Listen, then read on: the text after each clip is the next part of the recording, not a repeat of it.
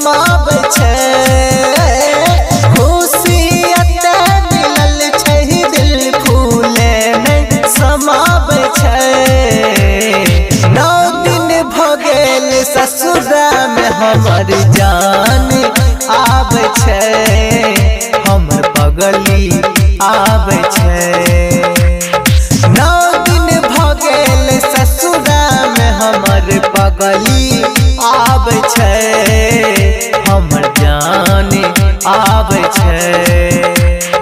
खुशी एते मिलल छै दिल फूले नहीं समाबै छै।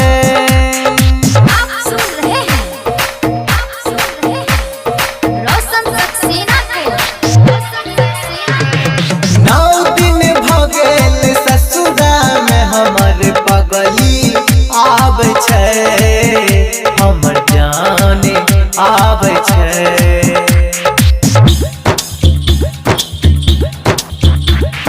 प्यार के पंछी का फिर से मिलते रहे घोंसला, हमारा जान के संग मेरे मिलते रहे के हौसला।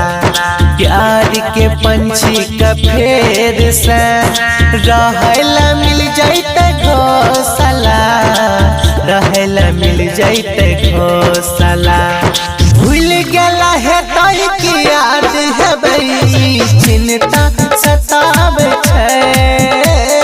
भूल गेला है तोय की याद है बई चिंता सताबै छै। 9 दिन भ गेल ससुरा में हमर पगली आबै छै, हमर जान आबै छै। 9 दिन भ गेल ससुरा में हमर जान आबै छै, हमर पगली आबै छै।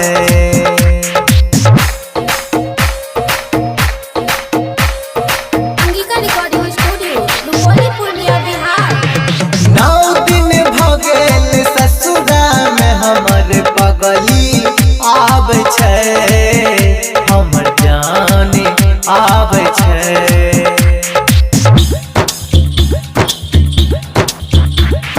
मिलबै रे फेर ओकरा से चाहे हेतै नीलामी, एते सहल कै मन्नू सहल तैयार बदनामी।